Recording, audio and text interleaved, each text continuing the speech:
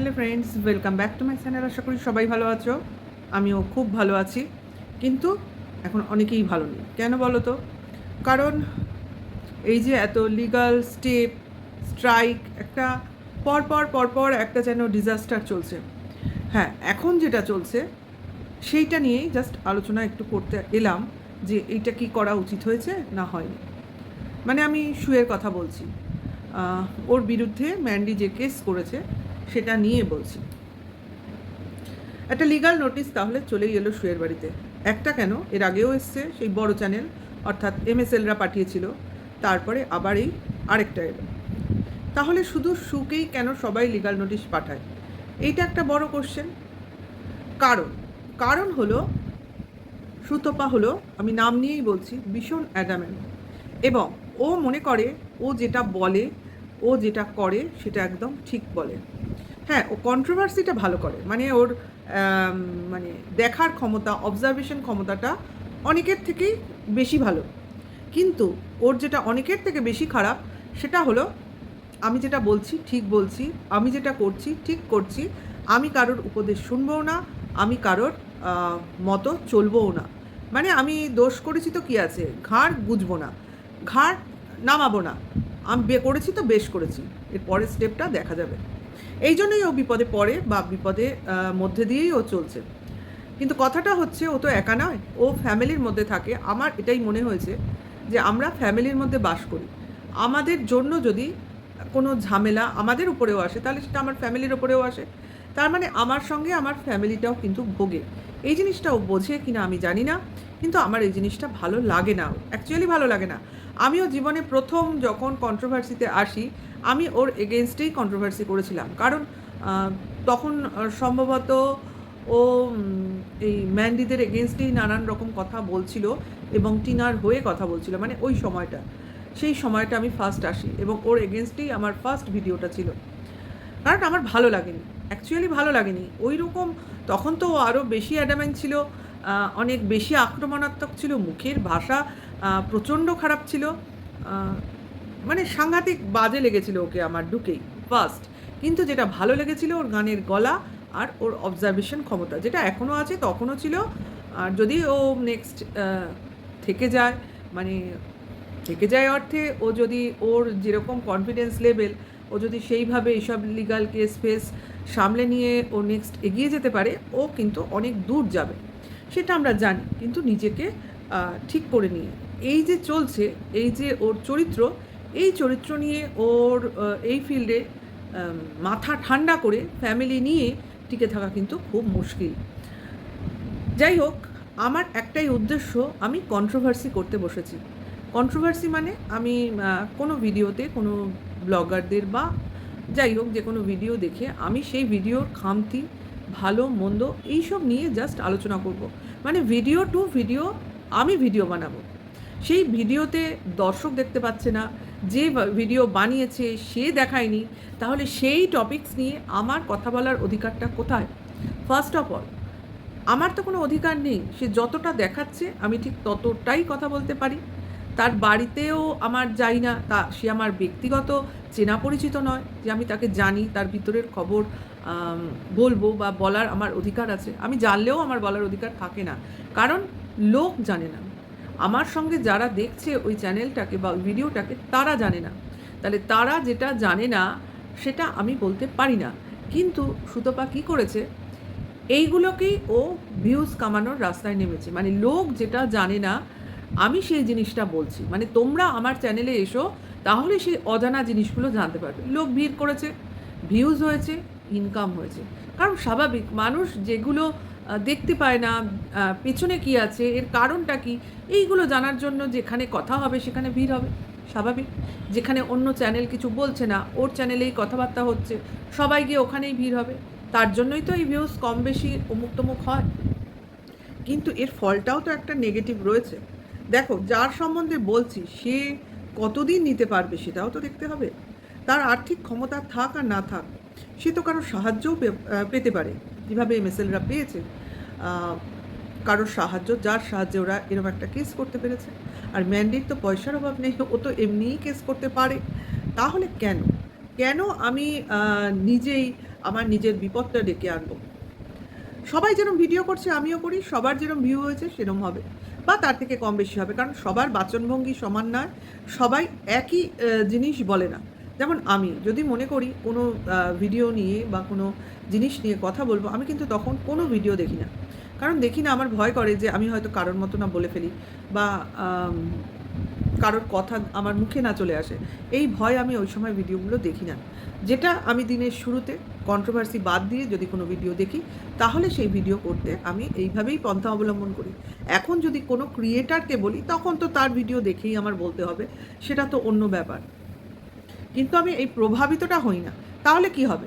তোমরা একই টপিকস নিয়ে বিভিন্ন ভিউয়ার কন্ট্রোভার্সি ক্রিয়েটারের কাছে যাবে, তাহলে এক একজনের এক এক রকম পয়েন্টস অফ ভিউ তোমরা শুনতে পাবে, জানতে পারবে। তাহলে তোমরা কি জিনিসটাকে নিয়ে নানান রকম যে একটা আলোচনা হচ্ছে, আলোচনার যে একটা প্রকার ভেদ হচ্ছে, সেটা এনজয় করতে পারবে। এটাই তো নিয়ম। একই রকম আলোচনা সব চ্যানেলে হবে, ওই ভিউজ গড়পড়টাই হবে, তাতে কি আছে? সবথেকে বড় কথা, আমরা এখানে কাজ করতে এসেছি।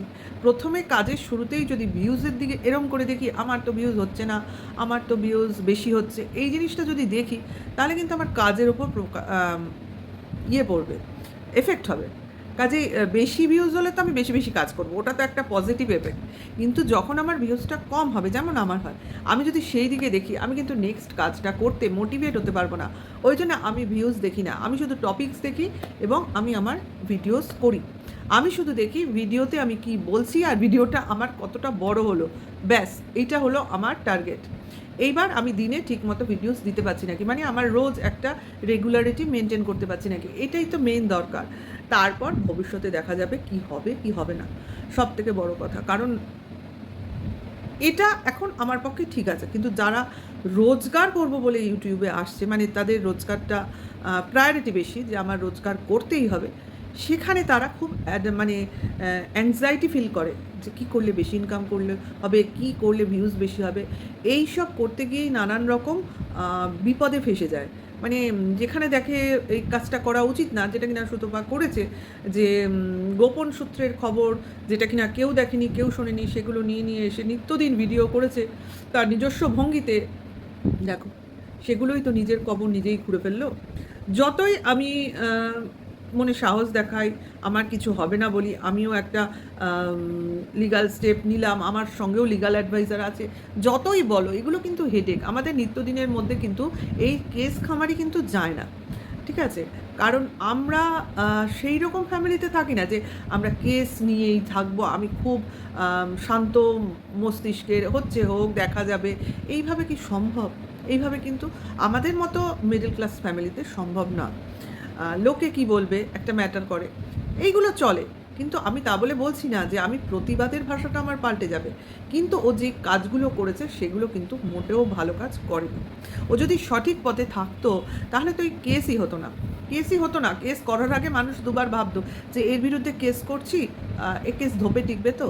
কিন্তু যে কারণেও কেসগুলো খেয়েছে, কারণগুলোর তো পেছনে যথেষ্ট যুক্তি আছে, কিছু বলে লাভ নেই। এমএসএলদের তো পেছনে যথেষ্ট যুক্তি আছে, আজ ম্যান্ডিরও পেছনে যথেষ্ট যুক্তি আছে, না বলে আমি পারলাম না। কারণ ম্যান্ডি তো খারাপই, ও নিজেও স্বীকার করেছে, এখানে আমার বলার কিছু নেই। কিন্তু যে মেয়েটা খারাপ অবস্থায় থেকে তার স্বামীর সাহচর্যে ভালো হতে চাইছে, সে যাই হোক, তাদের ফ্যামিলি ম্যাটার দেখাতে চাইছে না, বোঝাতে চাইছে না, নিজের মতো নিজেরা থাকতে চাইছে, মানে ক্যামেরাতে দেখে যেটুকু বলা যায়, যেটুকু করা যায়, যেমন আমরা বলেছি এই যে অনিয়মিত জীবনযাপন, অত্যাধিক পয়সা খরচ, মেয়ের পড়াশোনা, বা মেয়েকে ফোন কিনে দেওয়া, এই সব জিনিস নিয়ে যে কন্ট্রোভার্সিগুলো হয়েছে, সেগুলো নিয়ে তো ম্যান্ডির কোনো দিনই আপত্তি ছিল না, কারণ ম্যান্ডি কন্ট্রোভার্সি চায়। আর সুতপা যেগুলো করেছে সেগুলো হচ্ছে ম্যান্ডিকে জ্বালানোর জন্য, ওকে খোঁচানোর জন্য, এবং ম্যান্ডির গোপন যেগুলো ও বিশ্বাস করে একসময় সুতপাকে শেয়ার করেছিল, সেইগুলো রিভিল করছিল। এইগুলো তো কোনো বিশ্বস্ত বন্ধুর কাজ নয়। আমার বন্ধু আমাকে বিশ্বাস করে বলেছে, এবার তার সঙ্গে আমার ঝামেলা হয়েছে, সেই ঝামেলার জন্য আমি আমার ভিতরের সমস্ত কথা যা বিশ্বাস করে বলেছিল সব বলতে শুরু করলাম। এটা কিন্তু বন্ধুত্বের পরিচয় নয়, এগুলো হলো সুযোগ নেওয়া। এগুলো হচ্ছে ও আমায় বলেছে, আচ্ছা এগুলো আমি জমিয়ে রেখে দিই, এক সময় এগুলো ভাঙি আমি খাবো। ঠিক জিনিস না, এটা ঠিক নয়, যেটা ঠিক নয় সেটা ঠিক নয়। কারণ সুতপার শুধু কন্ট্রোভার্সিটাই মানে ওর অবজারভেশনটাই ভালো, আর বাদবাকি আমি কোনো জিনিসটাই সেরকম ভালো দেখি না। বিশেষ করে দেখি না হচ্ছে ওর এই যে জেদ, এই যে একগুঁয়েমি, এই জিনিসটা আমি মোটেও ভালো দেখি না। কারণ কোনো কোনো সময় কিন্তু আমাদের একটু হলেও নতজানু হতে হয়। কারণ অন্যায় আমি করেছি, সেখানে আমার তো অন্যায়টা স্বীকার করে নিতেই হবে। এটা আমি এক বাক্যে ম্যান্ডির সঙ্গে একমত। কারণ এই জিনিসটা সুতপা ঠিক করেনি। এখনও সময় আছে, ও যদি নিজেকে বদলাতে পারে, ম্যান্ডির কাছে স্যান্ডির কাছে ক্ষমা চেয়ে নেয়, হয়তো বা কিছু হবে না। কারণ অন্যায়টা তো অন্যায়, স্বীকার করতে কী আছে, এতে লজ্জার কী আছে? আমি যদি অন্যায় করে থাকি, আমি যদি বুঝতে পারি, নিশ্চয়ই স্বীকার করে নেবো। তাহলে হয় ও বুঝতে পারছে না ও অন্যায় করেছে বলে, এটাও হতে পারে। সে যাই হোক, এর থেকে কিন্তু আমাদের শিক্ষা নেওয়া উচিত। কাউকে উচনিচ বলাটা কিন্তু কোনো ভদ্র মানুষের মধ্যে পড়ে না। কন্ট্রোভার্সি করতে বসেছি ভাই, সেই গ্রাউন্ডে কন্ট্রোভার্সি করব যেটা কিনা সাধারণ লোক বুঝবে, সাধারণ লোক দেখবে, আর যাকে বলছি সেও বুঝবে যে এইটা তার ভালোর জন্য বলছি। কারণ যে কোনো ভিডিওস ইউটিউবে যেগুলো আসে সেগুলো পজিটিভনেস নিয়ে আসলেই ভালো হয়। কারণ আমরাও কিছু ভালো জিনিস দেখাতে চাইছি, তাই না? আমি গালাগালির উত্তরে গালাগালি দেবো, আমাকে কেউ মারতে আসলে তাকে দুটো মেরেই দেবো, আমাকে কেউ খারাপ বললে আমি তাকে খারাপ বলবো। এই রিভেঞ্জগুলো নেওয়া উচিত না। কি আছে, কেউ খারাপ কাজ করলে আমাদের কেউ যদি খারাপ বলে, আমি কি খারাপ হয়ে যাব না। কিন্তু আমি ততটাই ভালো আচরণ করে তাকে বুঝিয়ে দেবো, আমাকে তুমি খারাপ বলো কিন্তু আমি খারাপ হয়ে যাইনি। এইটাই হলো আসল ব্যাপার। কারণ ভিউজ একটা সময় আসবে, তারপর যেটা আসবে সেটা অপবাদ, সেটা নেওয়া হজম করা কিন্তু খুব মুশকিল। কাজেই এইসব কেস, এইসব কী বলে স্ট্রাইক, তারপরে রিপোর্ট, এই জিনিসগুলো এড়াতে গেলে নিজেকে সৎ থাকতে হবে আমার মনে হয়। কারণ স্ট্রাইক কেউ মারতেই পারে, সেটা কথা না, কিন্তু স্ট্রাইক মারার মতো গ্রাউন্ড যেন আমার না থাকে। কারণ স্ট্রাইক মারলেই তো স্ট্রাইক করে যাবে না, সেটাকে পুরোটা রিভিউ হয়। কাজে সেই জিনিসটা সেই জিনিসের মতো হতে হবে, তাই না? এটুকুই বলার ছিল। এখনও সময় আছে কি আছে না আমি জানি না, কিন্তু আমি বলি ক্ষমাই পরম ধর্ম। ক্ষমা করুক ও মাপ চাক, এটাই আমি চাই। কারণ কারোর ক্ষতি হোক এটা আমি চাই না। ঠিক আছে, তাহলে বন্ধুরা আমার সঙ্গে থেকো। ভিডিওটা ভালো লাগলে লাইক কমেন্ট শেয়ার করো। সবাই ভালো থেকো, সুস্থ থেকো। বাই। পরের ভিডিওর জন্য ওয়েট করো। টাটা।